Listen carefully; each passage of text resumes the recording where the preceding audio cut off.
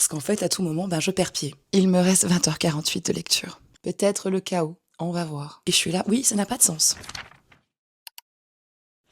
Si vous lisez de la fantaisie adulte, vous avez déjà sûrement entendu parler de la saga Le Livre des Martyrs, aussi connue du côté anglophone sous le nom de Malazan. Et si vous ne connaissez pas cette saga, eh bien écoutez en quelques mots, c'est une saga de fantaisie épique, avec pas mal d'aspects militaires, qui est énormément plébiscitée et qui est connue pour son univers extrêmement riche et ses très nombreux personnages. Cette saga est composée de 10 tomes, il y a d'autres tomes supplémentaires qui étendent l'univers, mais restons sur ces 10 tomes. Et ce sont des livres de fantaisie assez épais. On est sur de la belle brique.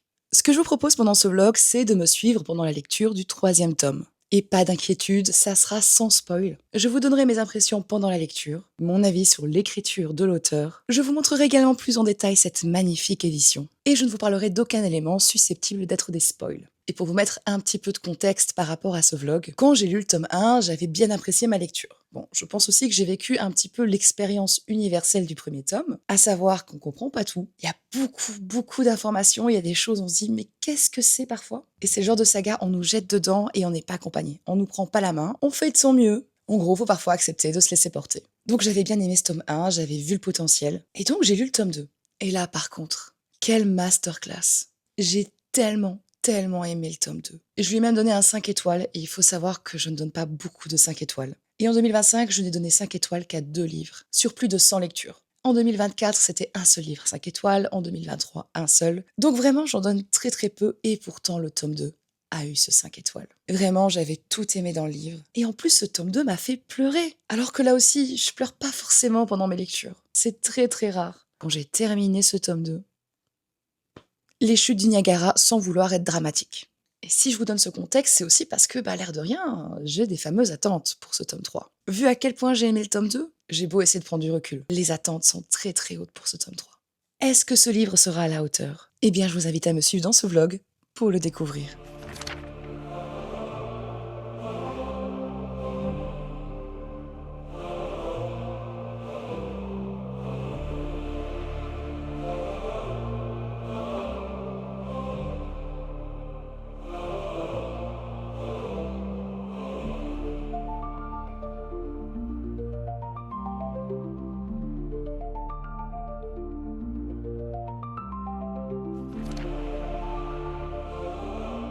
On est lundi, il est grand temps de vous faire un update. Pour l'instant, j'ai lu le prologue et les 4 premiers chapitres. J'ai commencé le chapitre 5, mais je ne l'ai pas terminé.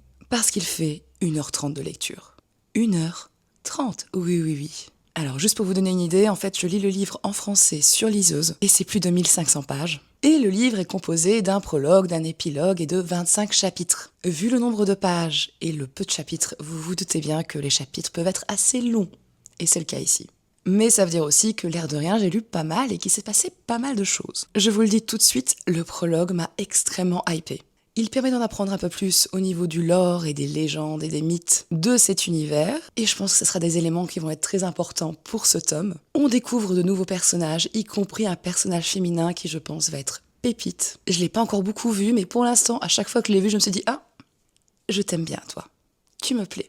Bref, un personnage féminin très intéressant. On retrouve aussi plusieurs personnages du tome 1 ou du tome 2, je vais laisser le doute. En tout cas, je suis vraiment contente de retrouver ces personnages. Donc pour l'instant, je dirais, j'apprécie beaucoup, on augmente l'univers, on développe des personnages existants, on découvre de nouveaux personnages. Et il y a un point qui me paraît quand même assez important. Le livre des martyrs, c'est quand même une saga extrêmement dense, avec beaucoup de personnages. En général, le tome 1, on est tous perdus. Voilà, il y a une échelle de un peu perdu, tout petit peu perdu vraiment, à je suis complètement perdu. Tout le monde est sur cette échelle. Il n'y a personne, pour une première lecture, qui n'a pas un petit peu de perdu. J'y crois pas. Et j'ai envie de dire c'est normal, ça fait partie du process, il faut découvrir l'univers. Avec le tome 2, ça va déjà mieux. Même s'il y a des moments où, honnêtement, même moi en lisant, alors que j'essaie d'analyser un max, et je suis pas la seule parce que je l'ai lu en LC, et vu les updates, on était pareil, il y avait des moments où on se disait « C'est quoi ça ?» Ah, je crois qu'on en a parlé dans le tome 1, donc voilà, il y avait encore des petites choses, on va dire, qui étaient un petit peu floues. Voilà, on était un petit peu dans le flou. Et dans ce tome 3, par contre, je trouve que c'est extrêmement fluide. On se retrouve beaucoup plus facilement, et moi j'avais un petit peu l'impression de revenir à la maison en fait. Il y a des choses directement qu'on se dit « Ah ouais, c'est ça, ok, c'est bon ». Ça rajoute énormément au confort de lecture, et donc ça nous applique beaucoup plus vite, et je pense que je vais encore plus apprécier cette lecture. Si, et seulement si évidemment, elle est au niveau du tome 2. Et le livre est long, hein, vraiment le livre est long. Attendez, je vais vous dire combien de temps il me reste de lecture. Il me reste 20h48 de lecture. Et la liseuse me permet d'avoir le temps de lecture typique pour tous les lectrices. On est à 28h05 pour 1559 pages. Donc je vous dis, et je l'espère, pas trop longtemps pour vous refaire un update, qui sera bien évidemment toujours sans spoil.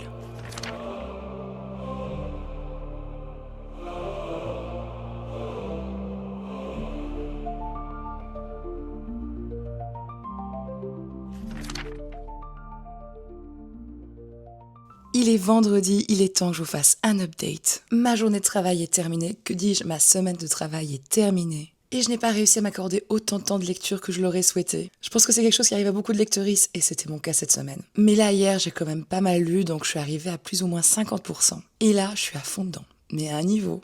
Pour vous donner une idée, hier, quand je suis en train de lire le dernier chapitre de ma journée, quand je l'ai terminé, ça faisait quasi 19h que j'étais debout.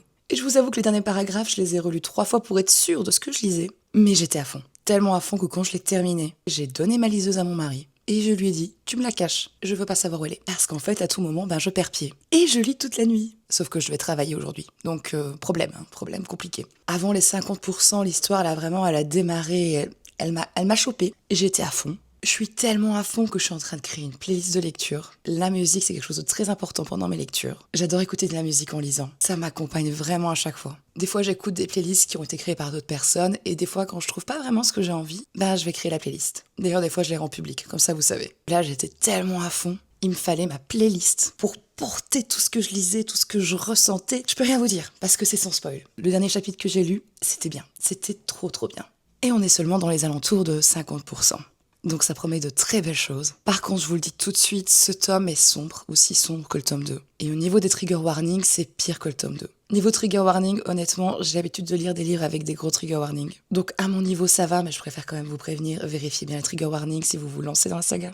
Mais maintenant, vous voyez, au-delà de ce côté assez sombre et gros trigger warning, je trouve vraiment que cet auteur, en plus de ses nombreuses qualités d'écriture sur lesquelles je reviendrai, je trouve qu'il a une capacité assez incroyable à mettre de l'espoir dans des récits extrêmement sombres. Ici, c'est une fantaisie militaire. Qui dit militaire dit guerre, dit des situations compliquées, on va dire. Et pourtant, je sais pas comment vous expliquer, mais la manière dont il met de l'espoir dans ses récits, à chaque fois, il m'attrape. Avec son espoir-là, il me chope, vraiment, il me chope. Et ça parle à mon cœur, mais quelque chose, je saurais pas vous expliquer. Je trouve que c'est un équilibre parfait, en fait. Et dans son style aussi, il y a d'autres aspects que j'apprécie beaucoup. Le fait que même si on est dans des situations de guerre, ce qu'il va écrire, c'est pas du tout voyeuriste. Ça n'en est pas moins terrible à certains moments. Mais il n'y a pas ce côté voyeuriste. Et j'apprécie beaucoup aussi la manière dont les personnages féminins sont traités dans ses livres. On sent vraiment que cet auteur n'est pas du tout sexiste, et cet univers ne l'est pas. Et quand certaines cultures de cet univers ont, on va dire, du sexisme, c'est montré du doigt en mode...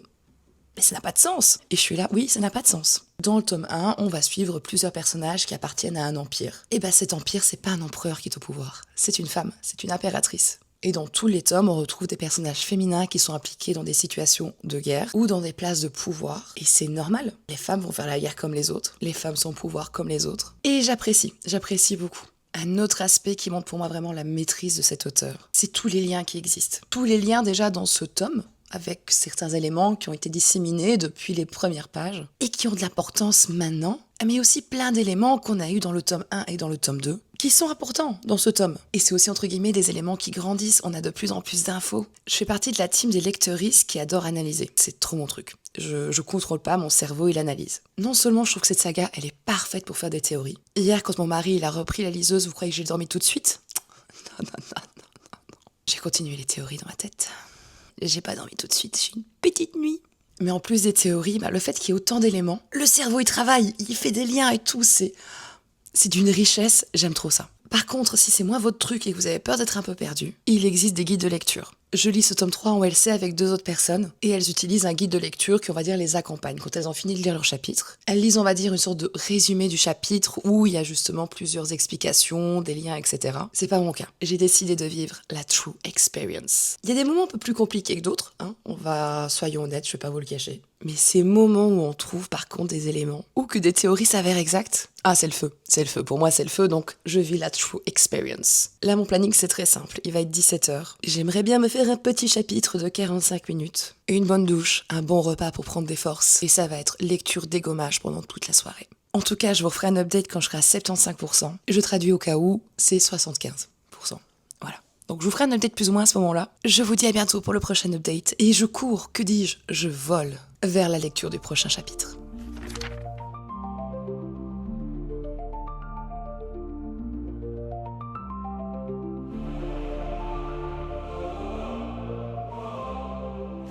On est dimanche matin, il est temps de vous faire le dernier update avant de terminer cette lecture. Je suis à 85% de lecture. Quand j'étais à 75, il était très tard, donc j'ai pas filmé mon update. Il me reste 2 chapitres et l'épilogue à lire. Et la liseuse me dit qu'il reste encore 3h30 de lecture. Si on prend cet élément, plus le fait que c'est une fin de tome de fantasy épique, je pense qu'il va se passer pas mal de choses. Peut-être le chaos, on va voir. En tout cas, à ce stade, j'apprécie toujours autant ma lecture. Pour tous les éléments dont j'ai parlé dans mes précédents updates et encore d'autres, mais vraiment la qualité d'écriture, je trouve qu'elle est incroyable. Le simple fait que l'histoire de cette saga s'inscrit dans l'histoire millénaire de cet univers et que ça a son importance. L'histoire de l'univers fait partie intégrante du récit qui nous est proposé dans cette saga. Je pense que ce n'est pas un hasard vu que l'auteur est diplômé d'archéologie et d'anthropologie. Je suis impatiente donc je retourne à ma lecture et on se retrouve pour le débrief à la fin du livre.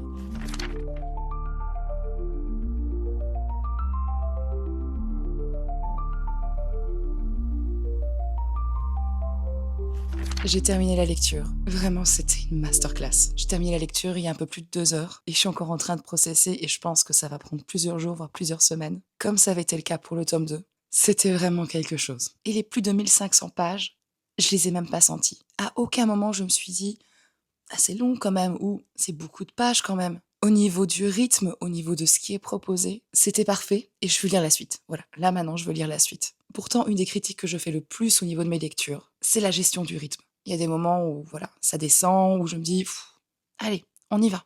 Ici, ça ne m'est pas arrivé une seule fois. Et les personnages, j'ai aimé avec eux, j'ai haï avec eux, j'ai rigolé avec eux, parce que l'air de rien, il y a quand même pas mal d'humour dans ce tome, ce qui est un très bon choix, qui permet, on va dire, de respirer de temps en temps, vu qu'il est assez sombre, et j'ai pleuré avec eux. Ah vraiment, la fin du tome, elle m'a roulé dessus, je m'y attendais pas. Je m'étais dit, ça va, j'étais prête. Le tome 2 m'avait vaccinée, donc j'avais mis ma petite armure en mode « Vas-y, vas-y, je pleurerai pas ». Je suis pas le genre de personne qui pleure, moi, normalement. Je ne pleure pas. Tu vas pas me la refaire. Eh ben si. Le livre m'a chopé. Il m'a arraché le cœur. Il l'a piétiné. Il l'a poignardé. Mais il m'a aussi serré dans ses bras. Et en parlant des personnages, il y a un personnage qui m'a énormément touchée dans ce tome 3. C'est un personnage qui apparaît dans ce tome. Et son histoire, son arc, son développement, je vous en parle et je sens des émotions qui remontent. Vraiment marqué au fer rouge par ce personnage. Il n'y a pas que ce personnage qui m'a touchée, mais on va dire c'est celui vraiment...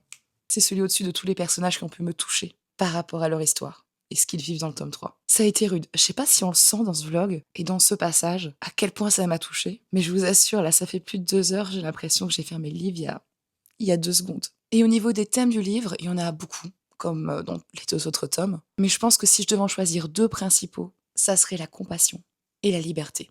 C'est vraiment une fresque épique, grandiose.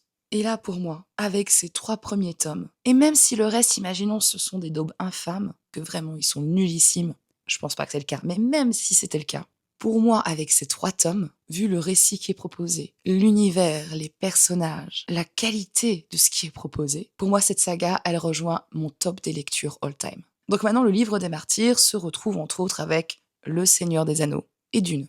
Que dire de plus ? Si vous ne vous êtes pas encore lancé dans la saga Le Livre des Martyrs, que vous cherchez des fantaisies adultes épiques, avec des univers riches, un développement de personnages fait avec maestria, eh ben il est temps de s'y mettre.